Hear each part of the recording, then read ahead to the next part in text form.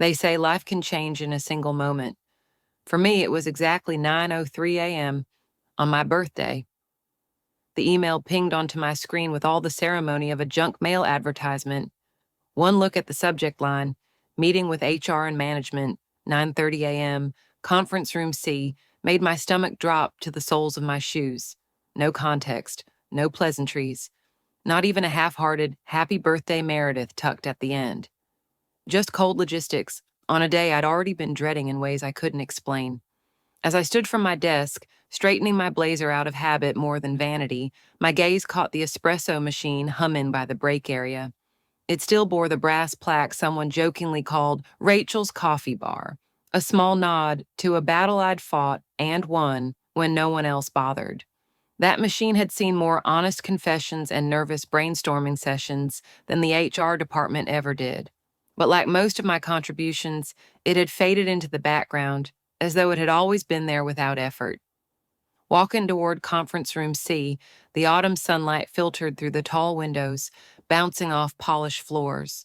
The walls were decked in half-hearted Thanksgiving decor, paper turkeys, plastic pumpkins, reminding me it was November after all, and not just any November, but the one where everything seemed on the brink of change.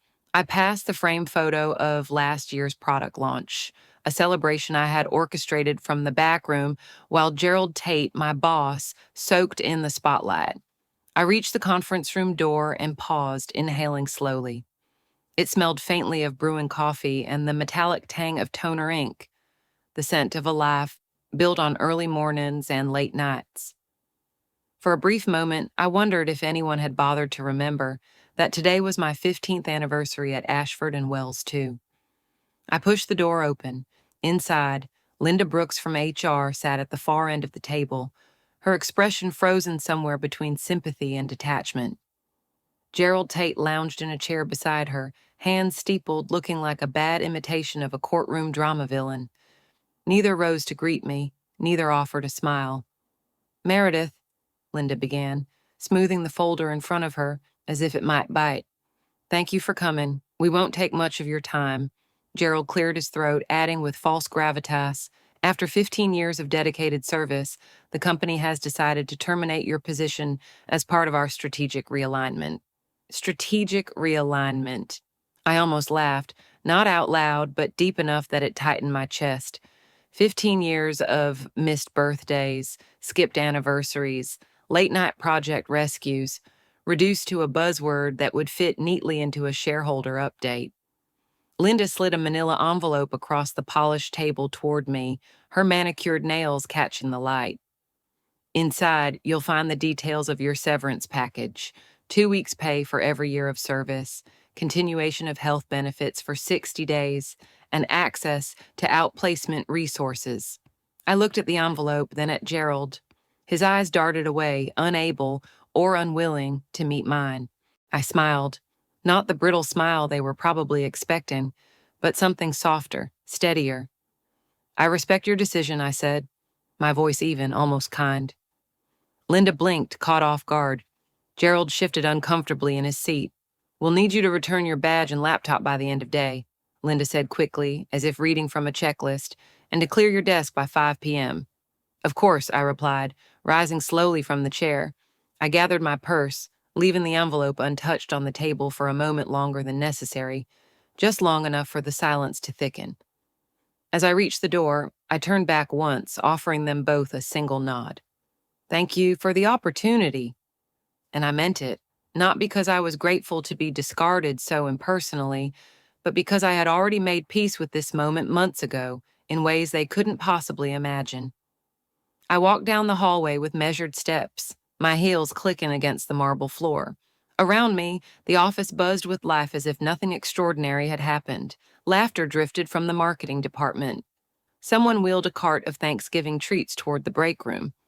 The world spun on.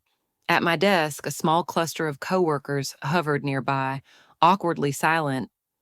Nina Patterson caught my eye. She was one of the few who remembered it was my birthday. But before she could speak, I gave her a quick smile and shook my head lightly. "Later," her eyes seemed to say. "We'll talk later." The manila envelope felt heavier in my hand than it should have, its contents irrelevant compared to the weight of 15 years' worth of early mornings, late nights, and missed family dinners. Back at my desk, I packed only what mattered: a framed photo of my parents' house in upstate New York, a chipped mug that said Chief Problem Solver, and a small knitted pumpkin Nina had given me 2 Thanksgivings ago. The rest, the plaques, the awards, the conference lanyards, I left behind without a second glance. At 4:58 p.m., I walked to the IT desk. A young intern I barely recognized sat there, tapping away at her phone. I handed over my badge and laptop without ceremony. She looked up, startled. "Are you leaving?" "Apparently," I said, offering her the same small smile I had perfected over the years. The air outside was colder than I expected, the sun low in the sky, casting everything in that soft golden haze unique to late November. The parking lot glittered faintly with frost. For a moment, I simply stood there, breathing in the crisp air, feeling the ground solid beneath my feet in a way it hadn't for a long time. What they didn't know was that I had already packed my parachute months ago. Losing a job hurts, but losing illusions, that's something else entirely. I stepped out into the chilled November air, the weight of the manila envelope still tucked under my arm like a ghost of an obligation I had already decided not to carry. The world didn't slow down to accommodate my exit. It never does. Traffic hummed past the office complex. Somewhere, someone laughed over coffee and pumpkin pie, and I walked down the street with my head high, feeling, if not quite free, then at least unburdened. At the corner, I ducked into Harvest Grounds Cafe, the little coffee shop that smelled like cinnamon, clove, and just a hint of burnt espresso. It was packed with the pre-Thanksgiving rush, people picking up pies, lattes topped with too much whipped cream, baristas shouting out mobile orders over the buzz. The bell above the door gave a merry little jingle as I entered. Sliding into my usual booth near the window, I placed my order, a pumpkin spice latte, extra hot, no whipped cream, and tipped generously, as I always did. The girl behind the counter, her apron dusted with flour, offered a tired but genuine smile in return. This had been my little ritual for years, coffee and a moment of stillness before the chaos resumed. Today, though, it felt different, like a marker between two separate lives. As I waited, my phone buzzed in my coat pocket. I pulled it out and smiled at the name flashing across the screen. Elliot Reeves. Elliot wasn't the type to call unnecessarily. Every conversation we'd had over the past 3 months had been deliberate, careful, building brick by brick toward a future no one else knew was coming. I answered quickly. "Is this a bad time?" Elliot asked, voice warm and steady. "Perfect time," I said, cradling the phone against my ear. "I just officially became a free agent." He chuckled. "Then let's make it official. Monday morning, Laneway Dynamics. We're ready for you." I closed my eyes briefly, letting the words sink in. Monday, a new title, a new office, a new start, and most importantly, a team and a mission I could believe in again. "Thank you, Elliot," I said, meaning it more than he could know. After we hung up, I stared out the window, watching as a father lifted his little boy to touch the painted Thanksgiving turkey on the glass. Small moments, quiet shifts, the kind that changes the course of a life. My drink arrived, the foam artfully dusted with cinnamon. I took a careful sip, savoring the warmth, the spice, the faint bitterness underneath. It wasn't perfect, but it was real. And for the first time in a long time, so was I. As I set the cup down, a familiar figure shuffled into view at the counter. Mr. Jonathan Ellis, one of the longest-serving IT techs at Ashford, squinted at the overhead menu like it might bite him. I waved him over without thinking. He ambled across the cafe, a knit cap pulled low over his ears, his heavy coat shedding flecks of melting snow. He looked older out here, out of uniform, without the fluorescent lights of the office casting their sterile glare. "Meredith," he said, surprised.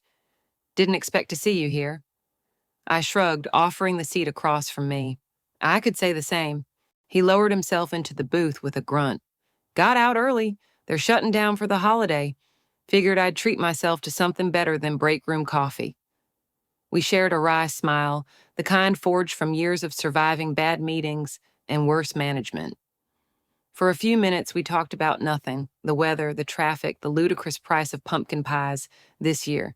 But underneath it all, there was a hum of something unsaid, a current neither of us wanted to disturb. Finally, he leaned in, voice low. "Word's getting around. They let you go, huh?" I nodded, not trusting myself to speak. He blew out a breath. "Their loss. Hell, half the systems in that building are still running because of you." "That's kind of you to say," I murmured, meaning it. He shook his head. "Not kind, just true." A beat of silence stretched between us before he added almost shyly, I never got to thank you." "For what?" "For putting in a word last year, when they wanted to push me out early. Said I was slowing down." He chuckled, the sound dry, but not bitter. "You didn't have to, but you did. Bought me another year to make my peace with it." I blinked, surprised. I hadn't thought twice about that conversation back then. A quiet word with HR, a quiet fight for someone who deserved dignity. "It was the right thing to do," I said simply. He looked at me then, really looked, and in his weathered face I saw something I hadn't expected. Respect. Not the polite kind, not the performative kind. The real, rooted kind that can't be faked. "Not many people bother with the right thing anymore," he said. When he rose to leave, he clapped a hand on my shoulder, solid and steady. "You'll land on your feet, Meredith. You were always bigger than that place." As he shuffled out into the swirling snow, I sat back, letting the warmth of the moment soak through me more thoroughly than the coffee ever could. My phone buzzed again, a new email notification lighting up the screen. The subject line was simple: "Welcome to Laneway Dynamics." Beneath it, my official start date, my title, Head of Strategic Development, and a brief message: "We're lucky to have you." I smiled, a small, fierce thing blooming in my chest. Monday, a new door would open, and I wouldn't be walking through it alone. They underestimated me. But worse, they underestimated everyone I believed in. It started that night as I sat cross-legged on the floor of my small living room, my laptop balanced precariously atop a pile of old project binders. The apartment was quiet except for the soft ticking of the wall clock and the occasional creak of old pipes, adjusting to the sudden drop in temperature outside. Outside the window, the first real snow of the season had begun to fall, soft, tentative flakes swirling under the amber glow of the streetlights. Thanksgiving was 2 days away, and downtown, Columbus was starting to hum with preparations. Window displays, wreaths, the scent of cinnamon and roasted nuts spilling out from doorways. I pulled a faded quilt around my shoulders, the one my mother had made me years ago, and opened a new document on my laptop. At the top, in bold letters, I typed, "New Horizons Project." It wasn't much, just a name, an idea, but it was a start. I thought back to all the people I'd worked alongside at Ashford and Wells, the ones who stayed late without being asked, who cleaned up messes they didn't make, who created brilliance and handed it over without fanfare. People who, like me, had been invisible in the glow of someone else's spotlight. And I started writing. 6 emails, each one is personal, each one an invitation. I wasn't promising titles or corner offices. I wasn't promising easy wins. What I was offering was harder to explain but infinitely more valuable. A seat at a table where they would finally be seen. To Nina Patterson, whose quiet, meticulous work had held our biggest client accounts together more times than anyone knew. To Caleb Morgan, a systems analyst who'd once built an entire client portal in a weekend after Gerald forgot to include it in a pitch. To Diane Fields, who had whispered warnings about compliance issues no one else had the guts to voice. And 3 others, quieter names, but no less vital. People whose trust I hadn't just earned, but cherished. I hit send on the last email, my heart pounding in a way it hadn't even when I walked out of Ashford that afternoon. Not with fear, but with possibility. At first there was only silence. The snow thickened outside, layering the streets in delicate white. Somewhere down the hall, someone was cooking turkey. the scent of sage and butter drifting faintly through the old vents. I wrapped the quilt tighter around me, trying not to check my inbox every 30 seconds, and then a ping. Nina's reply was almost instantaneous. 3 words, no hesitation. I'm in. Tell me where and when. I smiled, my chest tightening in a way that had nothing to do with sadness. Another ping, Caleb. Scared, but ready. A few minutes later, Diane's response. About time, someone shook things up. One by one, the answers came, each one a thread weaving into something bigger than I had dared hope for. By the time the clock struck the midnight, I had all 6 confirmations. I created a private group chat and named it without thinking New Horizons. Inside the chat, messages began to fly. Cautious at first, then freer. Jokes about office politics, whispered dreams about what we could build together, memories of late-night projects, and impossible deadlines survived only because we leaned on each other. No titles, no hierarchies. Just a group of people who still believed in what could be done if you stripped away the noise. At some point, Nina posted a selfie, holding up a glass of wine with the caption, "To second chances." Caleb replied with a gif of fireworks. I laughed out loud, startling myself with the sound. For the first time in what felt like years, I wasn't looking backward at what I had lost. I was looking forward at what we could create. The heater rattled softly to life, filling the apartment with a low hum of warmth. I leaned back against the couch, the weight in my chest lifting. But even as I smiled, another thought crept in, quieter, more cautious. Ashford and Wells wasn't going to sit still. I knew Gerald Tate too well. He would sense the shift eventually. Maybe not today, maybe not tomorrow, but soon. And when he did, he would fight. It wouldn't matter. We weren't fighting for revenge. We were building something bigger, something real. Sometimes, the best revenge is simply moving forward, together. Sometimes, the most powerful shifts don't come with noise. They come with silence. Monday morning arrived cloaked in silver. The sidewalks glistened under a thin sheet of frost, and plumes of breath hung momentarily in the air before vanishing into the pale Ohio sky.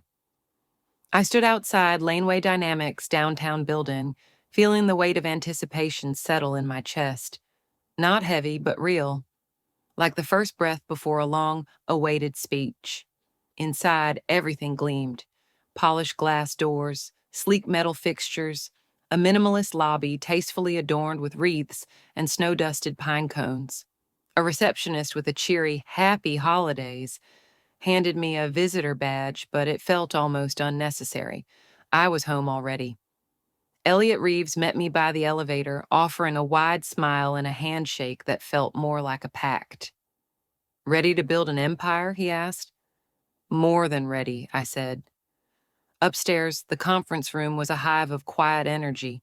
Whiteboards lined the walls, already scrawled with ideas from teams working late into the weekend.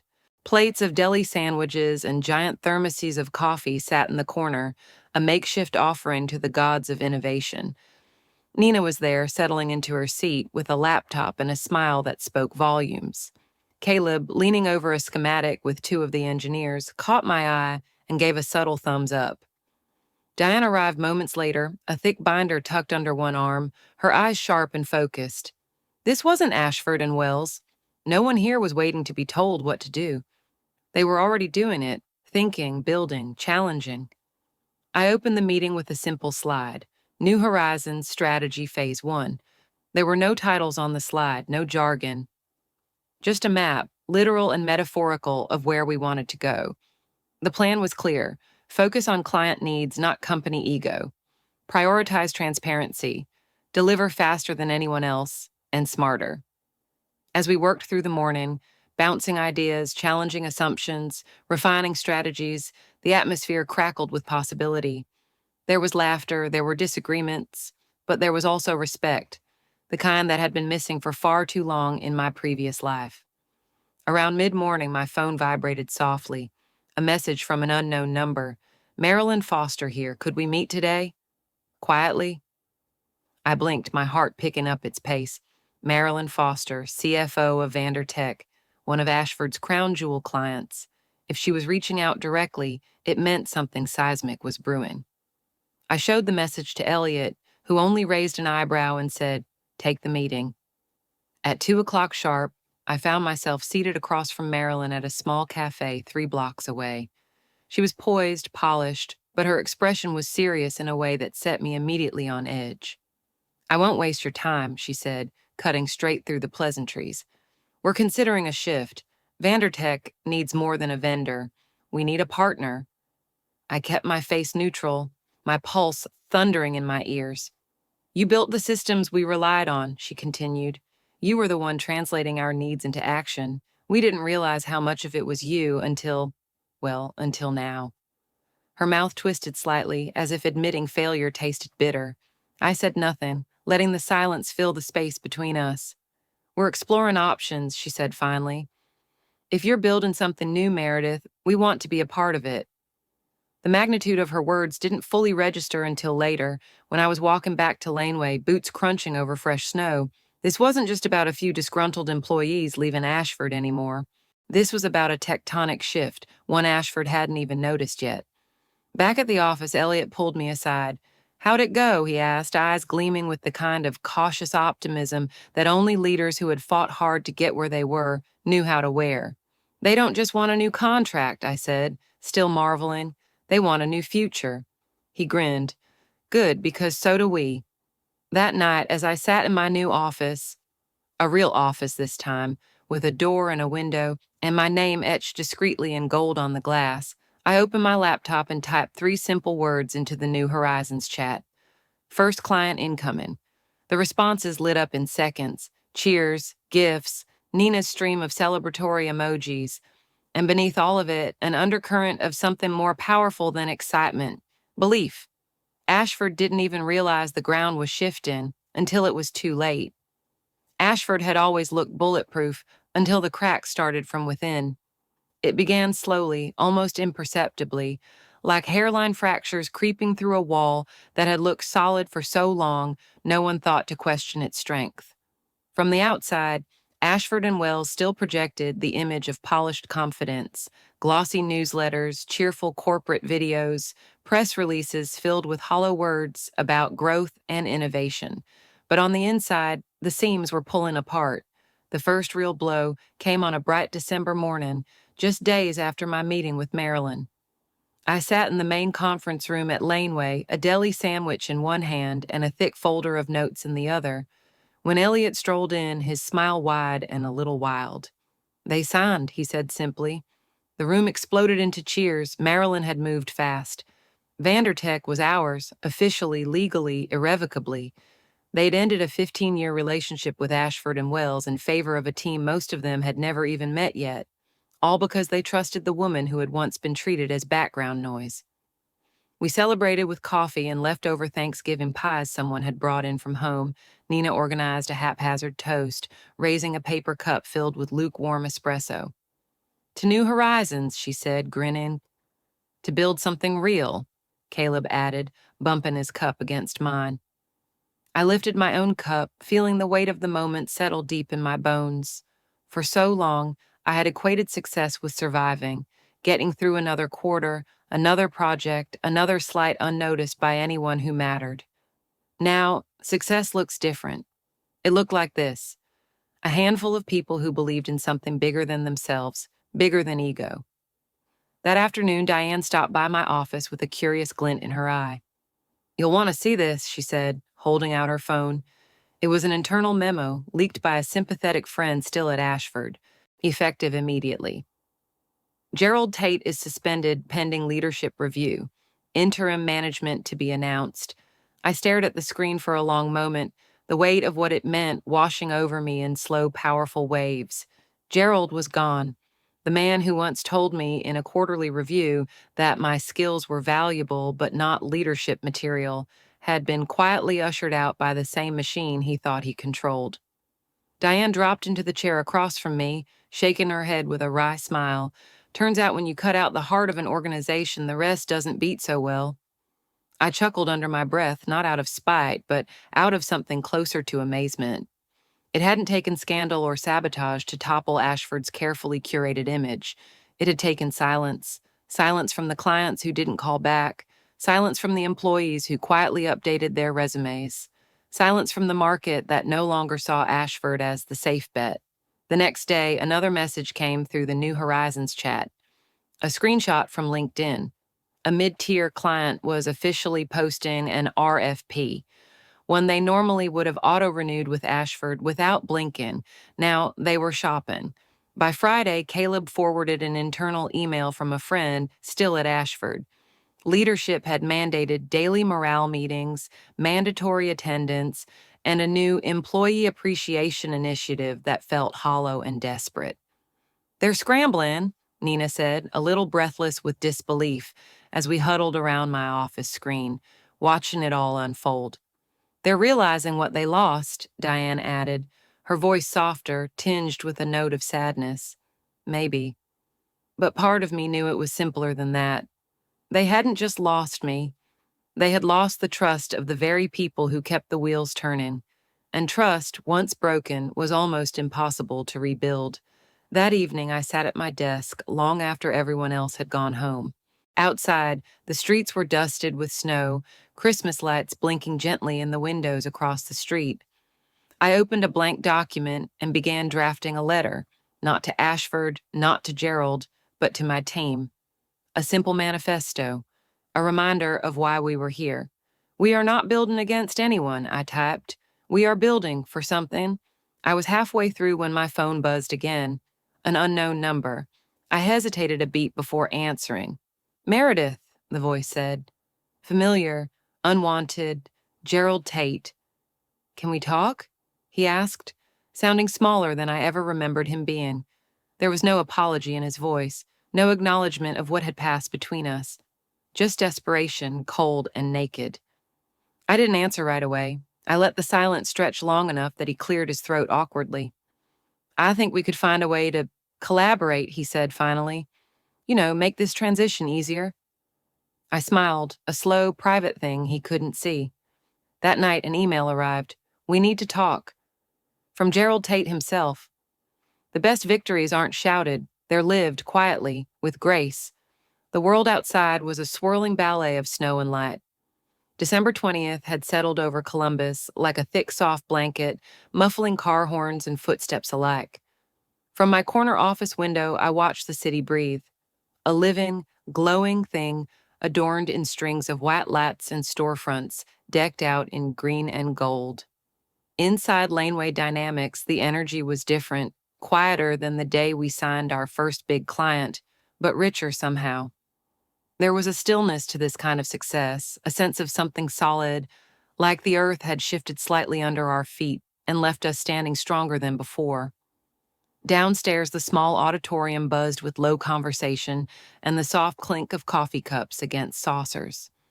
Employees gathered in thick sweaters and scarves, laughter warming the chilled air that followed them through the glass doors.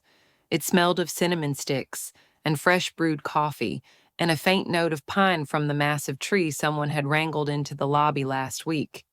Today wasn't about another deal or a market conquest. Today was about something more lasting. The Meredith Cole Fellowship.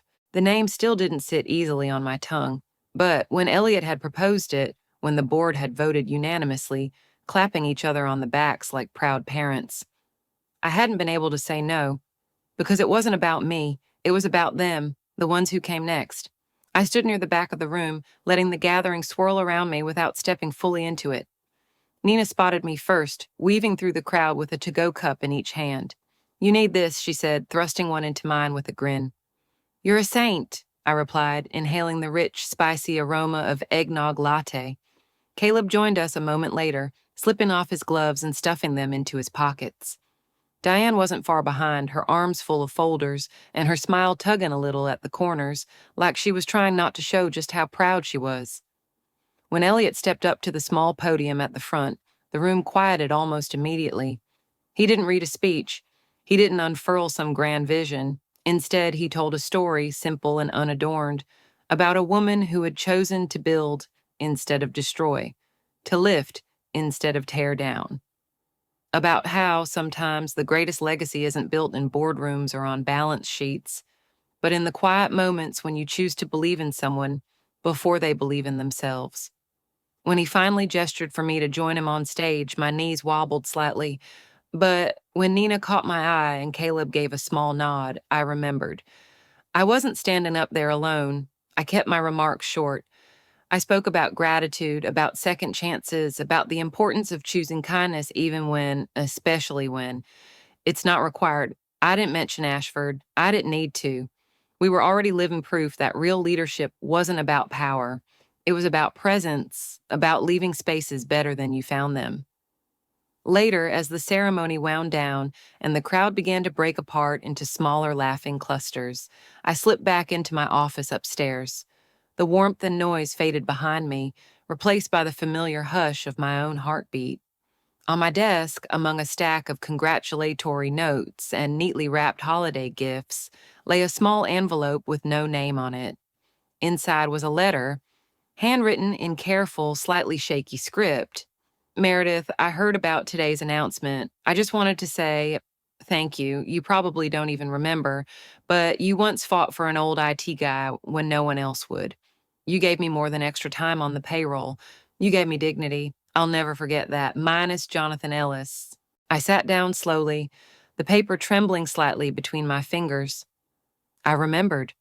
Of course I remembered, not because it had been some grand, calculated move, but because small kindnesses given freely leave their mark in places you don't always expect, and in moments you don't always see coming. Downstairs, I could hear the faint strains of carolers spilling through the lobby, their voices muffled but bright.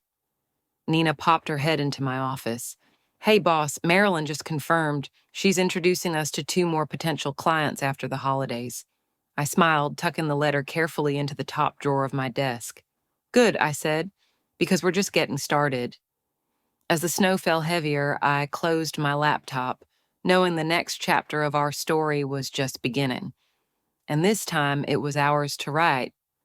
As the snow blanketed the city in quiet wonder, I realized our greatest victories often unfold in the smallest, quietest moments, building trust, lifting others, choosing kindness even when no one is watching.